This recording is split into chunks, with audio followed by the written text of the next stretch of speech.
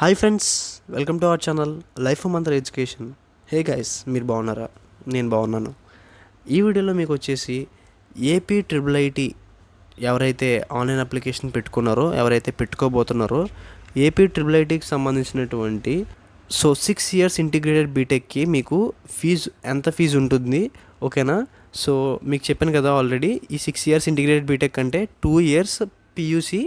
అంటే మీకు జనరల్గా మనం బయట ఇంటర్మీడియట్ అంటాం కదా, దాన్నే మనం ట్రిపుల్ ఐటీలో 2 ఇయర్స్ పియూసీ అంటాం అనమాట. ఇంటర్మీడియట్నే 2 years PUC plus 4 years BTech అనమాట. మొత్తం మీకు 6 ఇయర్స్ ఉండిద్ది. సో మీకు స్టార్టింగ్ పియూసీలో ఇయర్కి వచ్చేసి 45,000 పే చేయాల్సి ఉంటుంది జనరల్గా అయితే, ఓకేనా? ఇయర్కి 45,000 చొప్పున 2 ఇయర్స్ పియూసీ కలిపి మీరు మొత్తం 90,000 పే చేయాల్సి ఉంటుంది, ఓకేనా? పియూసీ మొత్తం 90,000 అవుద్ది. ఆ తర్వాత బీటెక్ ఈచ్ ఇయర్కి మీకు 50,000 పడుతుంది. ఇలా 4 ఇయర్స్ బీటెక్కి కలిపి, ఓకే, ఈచ్ ఇయర్కి 50 కాబట్టి 4 ఇయర్స్కి 2 lakhs అవుతుందన్నమాట, ఓకేనా? బీటెక్ 4 ఇయర్స్కి 2 lakhs, పియూసీ 2 ఇయర్స్కి 90,000, టోటల్ మీకు 6 ఇయర్స్కి కలిపి, ఓకేనా? పియూసీ ప్లస్ బీటెక్ అంతా కలుపుకొని 2,90,000 అనేది మీకు ట్యూషన్ ఫీజు అవుతుందన్నమాట, మీరు కాలేజీకి కట్టాల్సింది. సో ఈ ఫీజు అనేది ఎవరైతే స్టూడెంట్స్ మన ఫీజు రియంబర్స్మెంట్కి ఎలిజిబుల్ అవుతారో వాళ్ళకి ఈ 2,90,000 రూపీస్ అనేది గవర్నమెంటే పే చేస్తుంది అనమాట, ఓకేనా? సో స్టూడెంట్ తరపున గవర్నమెంటే ఎవరైతే మనకి ఈ రియంబర్స్మెంట్కి ఎలిజిబుల్ అవుతారో వాళ్ళకి జగనన్న విద్యా దీవెన చొప్పున మనకి గవర్నమెంట్ పే చేస్తుంది. సో మెస్ ఫీజు మనకి మంత్లీ 3,000 ఉండిద్ది అనమాట. ఇది కూడా మనకి లైక్ కొంత అమౌంట్ గవర్నమెంట్ పే చేస్తుంది మనకి. వసతి దీవెన అని చెప్పి హాస్టల్స్కి కూడా మనీ పడుతుంది మనకి, ఓకే? సో ఇలా మనకి ట్యూషన్ ఫీజు, మెస్ ఫీజు, ఇవే మనకి మెయిన్లీ మనకి కాలేజీలో ఉండేటువంటి ఫీజు అనమాట. సో ట్యూషన్ ఫీజు ఎలాగో గవర్నమెంటే పే చేస్తుంది. ఇంకా మెస్ ఫీజులో కూడా వసతి దీవెన పడుతుంది. ఇంకా అవి కాకుండా రిమైనింగ్ ఏమైనా అమౌంట్ ఉంటే అవి మీరు పే చేయాల్సి ఉంటుంది. అది కూడా మీరు పే చేయొచ్చు.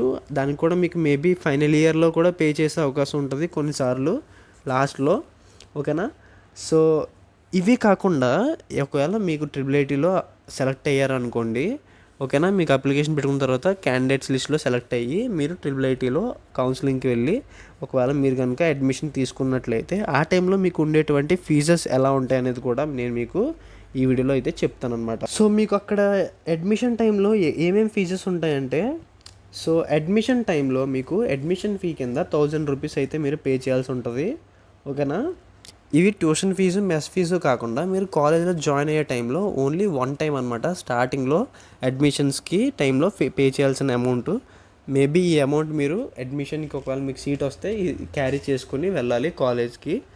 సో ఇది వచ్చేసి మీకు 1,000 రూపీస్ అనేది ఉండిద్ది అడ్మిషన్ ఫీ.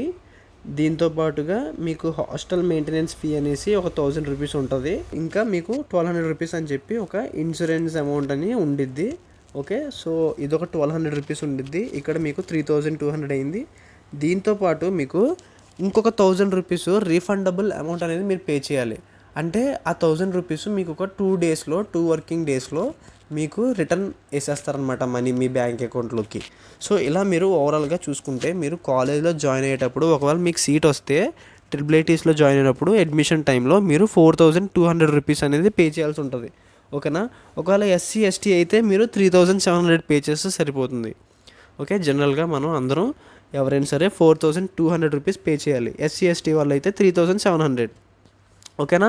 సో ఈ ఫీజు అనేది అడ్మిషన్ టైంలో పే చేయాలి. ఆ తర్వాత మీకు నార్మల్గా ట్యూషన్ ఫీజు గవర్నమెంట్ రియంబర్స్మెంట్ చొప్పున మీకు జేవిడి రూపంలో, ఓకేనా, ఇన్స్టాల్మెంట్స్ రూపంలో పడుతుంది. అది మీరు కాలేజ్కి పే చేయాలి, ఓకే? సో ఇదన్నమాట ఫీ స్ట్రక్చరు మన ట్రిపుల్ ఐటీకి సంబంధించినటువంటి ఏపీ 4 ట్రిపుల్ ఐటీస్లోని జనరల్గా ఉన్నటువంటి ఫీ స్ట్రక్చర్ ప్రాసెస్ ఇది, ఓకేనా?